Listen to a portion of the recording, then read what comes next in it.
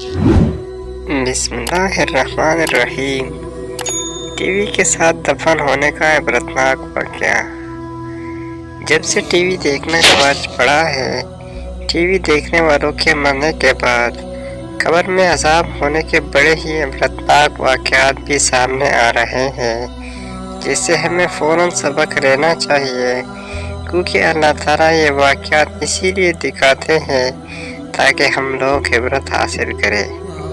चुनांचे इसी रिसाले टीवी की तबाहकारियाँ एक औरत का बड़ा इबरतनाक वाक़या लिखा है कि रमज़ान शरीफ के महीने में अफ्तार के वक्त घर में एक माँ और बेटी थी।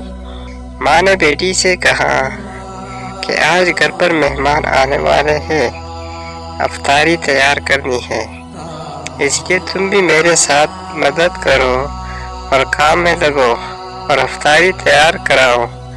बेटी ने साफ जवाब दिया कि अम्मा इस वक्त टीवी पर एक ख़ास प्रोग्राम आ रहा है, मैं उसको देखना चाहती हूँ, उससे फारिग होकर कुछ करूँगी। चूँकि वक़्त कम था, इसलिए माँ ने कहा कि तुम इसको छोड़ो, पहले काम करो।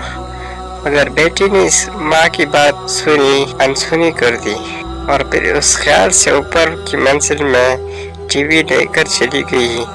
अगर मैं यहाँ नीचे बैठी रहूँ तो माँ बार बार मुझे मना करेगी और काम के लिए बुलवाएगी। चुनांचे ऊपर कमरे में अंदर जाकर अंदर से कुंडी लगाई और प्रोग्राम देखने में मशगूल हो गई। नीचे माँ बेचारी आवाज़ देती रह गई, लेकिन उसने कुछ परवाह न की। फिर माँ से अफ्तारी के लिए जो तैयारी हो सकी उसने कर ली। इतने में मेहमान भी आ गए और सब लोग अफ्तारी के लिए बैठ गए। माँ ने लड़की को आवाज़ दी ताकि वो भी आकर रोज़ा अफ्तार कर ले, लेकिन बेटी ने कोई जवाब नहीं दिया तो माँ को तशवीश हुई। चुनांचे ऊपर गई और दरवाजे पर जाकर दस्तक दी और उसको आवाज़ दी, लेकिन अंदर से कोई जवाब न आया। तो अब माँ और घबरा गई कि अंदर से जवाब क्यों नहीं आ रहा। चुनांचे माँ ने उसके भाइयों और उसके बाप को ऊपर बुलाया।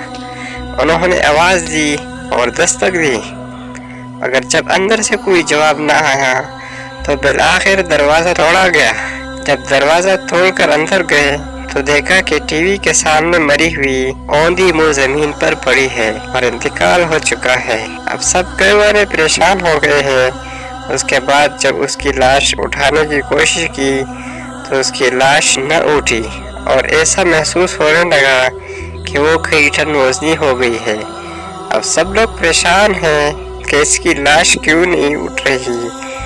इसी परेशानी के आलम में एक साहब ने जो टीवी उठाया उसकी लाश भी उड़ गई और हल्की हो गई। अब सूरत हाल ये हो गई कि अगर टीवी उठाए तो उसकी लाश हल्की हो जाए और टीवी रख दे तो उसकी लाश भारी हो जाए। इसी तरह टीवी उठाकर उसकी लाश नीचे लाए और उसको गुस्ल दिया, कफन दिया। जब उसका जनाजा उठाने लगे तो फिर उसकी चारपाई ऐसी हो गई जैसे किसी ने उसके ऊपर पहाड़ रख दिया हो। लेकिन जब टीवी को उठाया तो आसानी से मसहरी भी उठ गई।